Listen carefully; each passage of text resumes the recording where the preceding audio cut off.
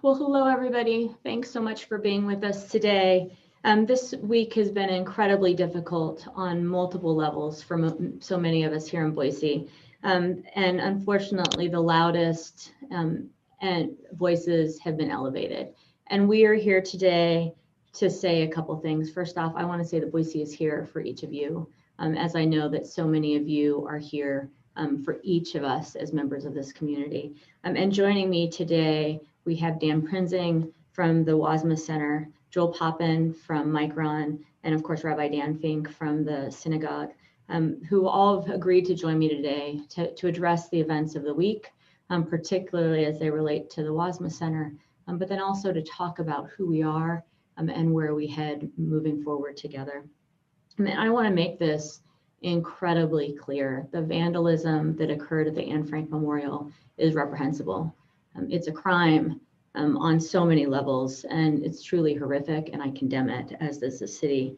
And honestly, having had relatives who fought the Nazis, anytime, as so many of us in this community did, anytime I see that symbol, I hear the words used flippantly or seriously, it is an affront to all of who we are, the values that we hold dear, to the memories of so many people in this community, in this country that fought against that very topic, and of course to the people in this community that it targets in deep, deep ways that only they can truly understand.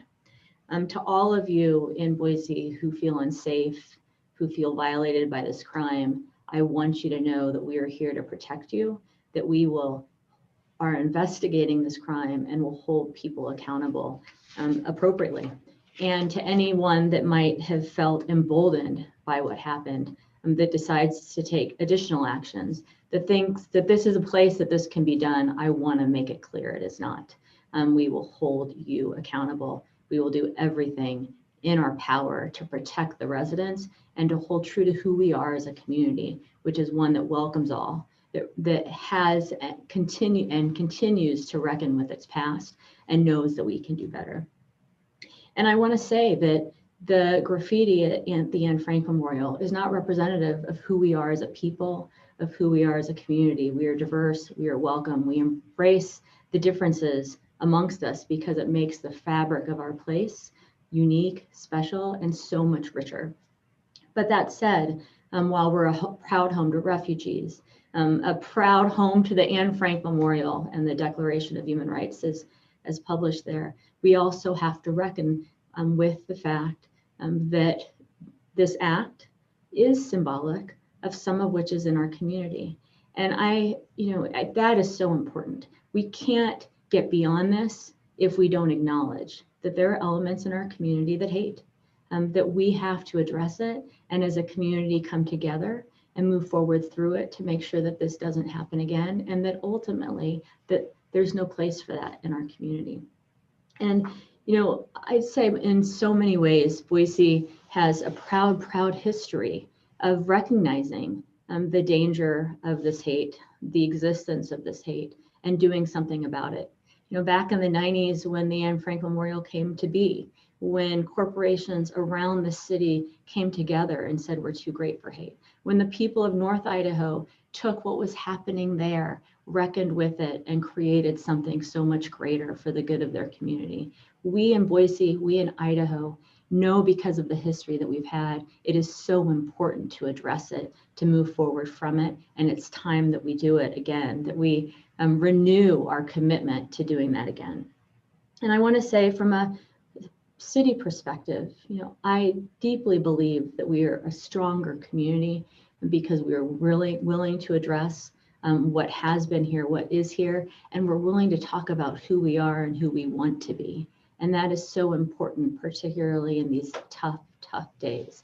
And that makes us in many ways unique. The connections that we have to each other, our willingness to be honest about elements that are here and have been, our deep desire to protect the people of this place and to make the place a better community for it.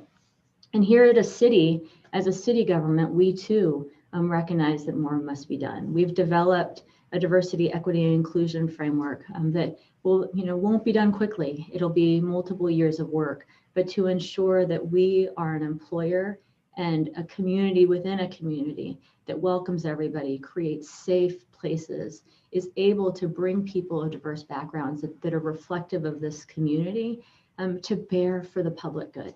And we are deeply committed to that work. And I want to thank the police department and Chief Lee for their commitment to deepening our work around community policing, addressing the most vulnerable in this community, changing policies where we must, but ultimately keeping us all safe. And in this case, holding those guilty of these crimes accountable once we're able to finish the investigation. And this is all essential work, and we can't do it alone. And it's for that reason that we have invited various people to join us today. And they too will have remarks to make on the crime itself, on where we head, and I hope be able to help us all start to come together to address and come out on the other end of this so much stronger than we were. And with that, I'm going to ask first off Dan Prinzing of the WASMA Center to make some remarks. Thank you, Mayor. Well, you said it so appropriately, is this is a time of real questioning. That certainly at the WASMA Center, as the builder and home of the memorial, yesterday we were sad because it is now a recognition or a questioning, is this what our community is? Is this a statement that permeates throughout our community? Well, throughout the day, the level of support that we received from community members reaching out to stand with us, many actually asking, could we hold a vigil last night and bring the community together? And while I thank them for the intent, what we wanted the public to know is we can stand together, but not physically. We are living in a pandemic. How inappropriate that would be, but we are encouraging each of us to stand up in our homes, in our neighborhoods, in our schools, in our places of work, in our places of worship, and really begin to question the community that we live in and our role in it. That who are we in this moment? What we are recognizing is this is not a time to be silent. That goodness must prevail, but to do so, it's going to have to get louder. That it's going to have to drown out the voices of hate. It's going to have to drown out the voices of division and find the strength to come together. The stickers that were placed in the memorial said that they are everywhere.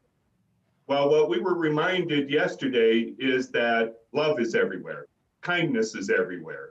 And so what we want to do is to mobilize that force of kindness, that we want it to echo and reflect what the memorial means to the city, to the state, and frankly, from the outpouring we're getting today, what it means to the nation. You know, we're the proud home. This is the only Anne Frank Memorial in the United States, one of the few places in the world with the Universal Declaration of Human Rights and recognized as an international site of conscience. It makes a statement about us. Now, I think the challenge is for us to live up to that statement. So we thank you for your leadership. We thank you for the support out of the community, but we encourage everyone. This is a time for critical conversations. And what can we do to be the force of good? Thank you, Dan. And now Joel Poppin from Micron, welcome.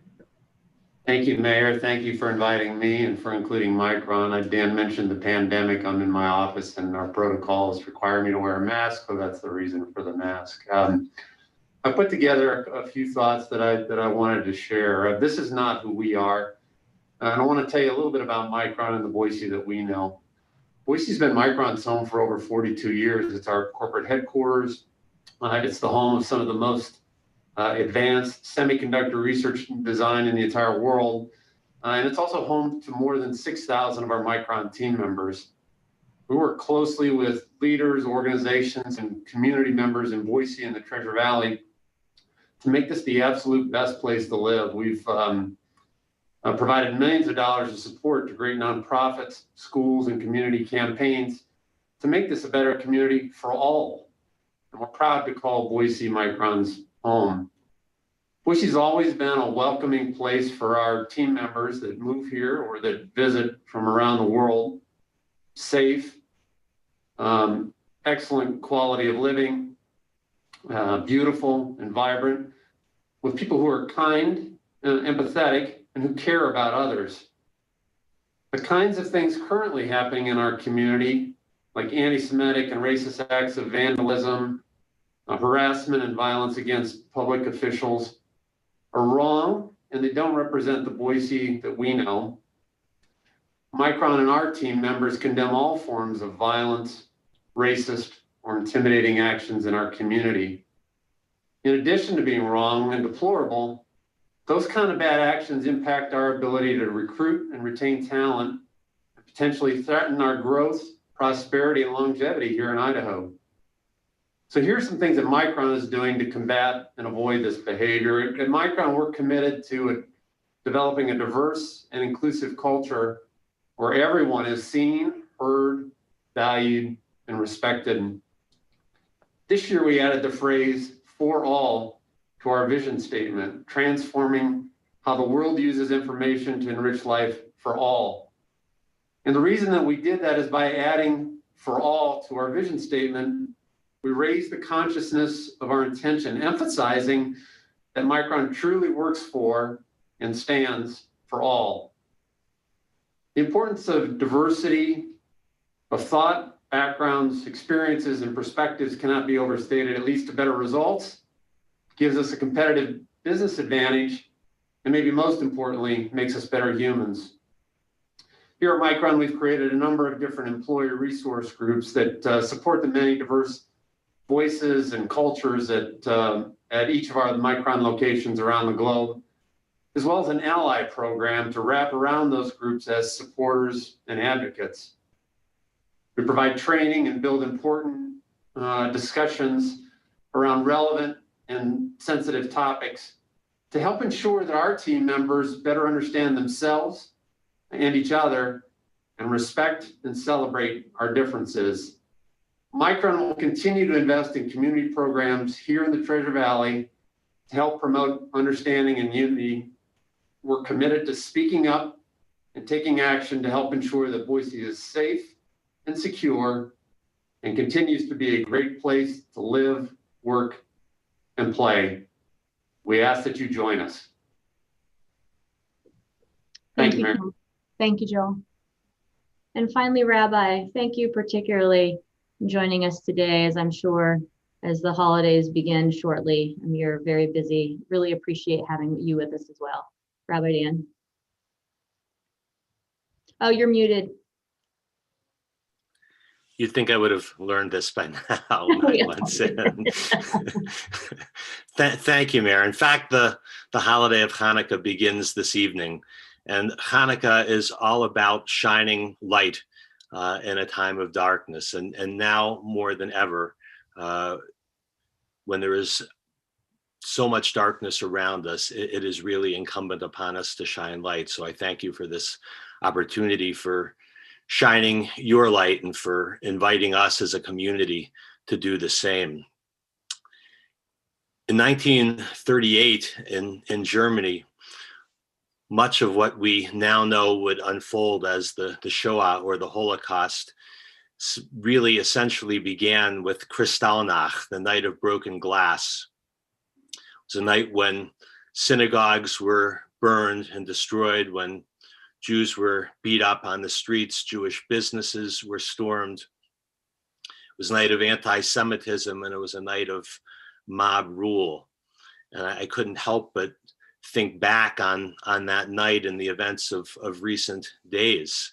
To see a swastika sticker on the book on that statue that represents Anne Frank's diary.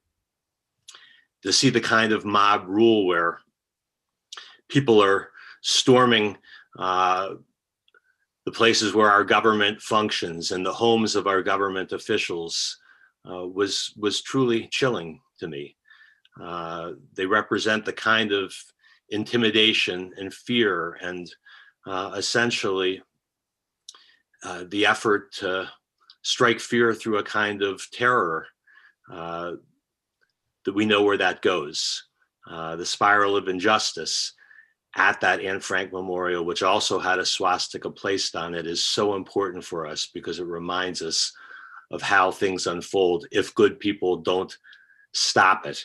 And it's better to stop it earlier than later. One of the great rabbis of 2,000 years ago, Hillel, said, and it rhymes in the Hebrew, so I'll say it in the Hebrew, then I'll translate it. Im einani li mili uchsha'ani la'atzmi mani v'im lo akshav ematai. If I'm not for myself, who will be for me? If I am only for myself, what am I? And if not now, when? We have to be for ourselves. As Hillel said, if we are not for ourselves, who will be? We have to stand for ourselves as a city.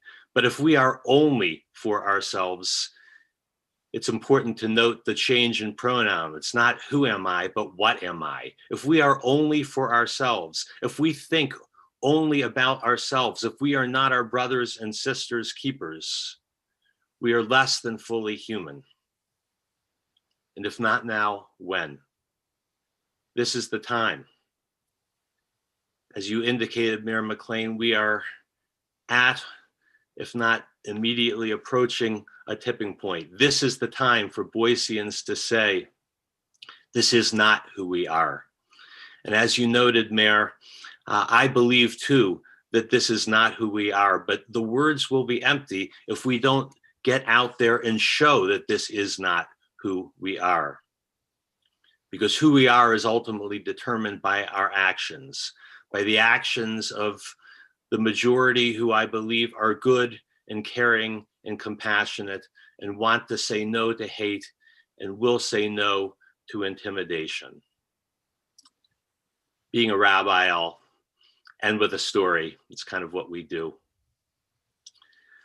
Story is told of a man who, in his prayers, he says to God, I want to know the difference between heaven and hell. And God says, okay, I'll show you. So the next morning, a mysterious messenger appears and he blindfolds this man and he says, I'm going to take you to hell first. He blindfolds him and they travel and he unties the blindfold and the man looks up and it doesn't look at all like what he expects hell to be. It's beautiful rolling hills and he walks into a banquet hall. It's gorgeous and there's a sumptuous feast and people are sitting around the table. And then he sees that everyone's hungry.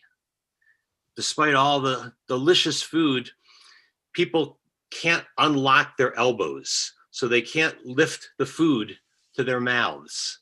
And everyone's sitting looking at the feast, but can't partake. And he realizes that's hell. The messenger puts the blindfold back on the man, leads him out, walks him around for a long time more, unblindfolds him and says, this is heaven. And the man is surprised because it looks exactly like hell. The same rolling hills, the same gorgeous banquet hall, the same sumptuous feast. And then he sees that in heaven, the people sitting at that table are smiling because their arms too are locked, but they're feeding their neighbors. That is who we are called to be. And I pray that in this moment, we will heed that call. Thank you. Thank you, Rabbi. Thank you all very much for coming. Just in wrapping, you never really want to follow a rabbi or a priest or anyone else. So I'll just end with this. Thanks for joining us today. In the coming days, I fully expect that there will be more suggestions and opportunities for how, as residents, engaged citizens of this community that are committed to the people and place in which we live, you can help us move forward. But in those coming days, as we work on that, think about, because we can't gather together as a whole people around that banquet table to do what so many of us need to do right now. But think about the organizations, the individuals in this community, but organizations in particular that are there day in, day out for those that have less, that stand up to hate, that make it possible for us to convene our voices around these and other issues, and think if it's at all possible to support those in the coming days, and also to do as all of us have asked, which is reflect on who we are as individuals and as a community. Each of us in this month of darkest days has a faith tradition that does celebrate in so many ways around light in darkness, hope in hard times. We need that more than ever to sustain us all. And I am optimistic that from this tipping point, seeing the images we saw this week, seeing the crimes that have taken place at the memorial, that we are prepared and ready to dig in as a community, come to terms with where we're at and work together to get to a place that lives up to our vision as of welcoming all, of being a community for everyone. So thank you all so much for coming. Take care. Be well. Thank you.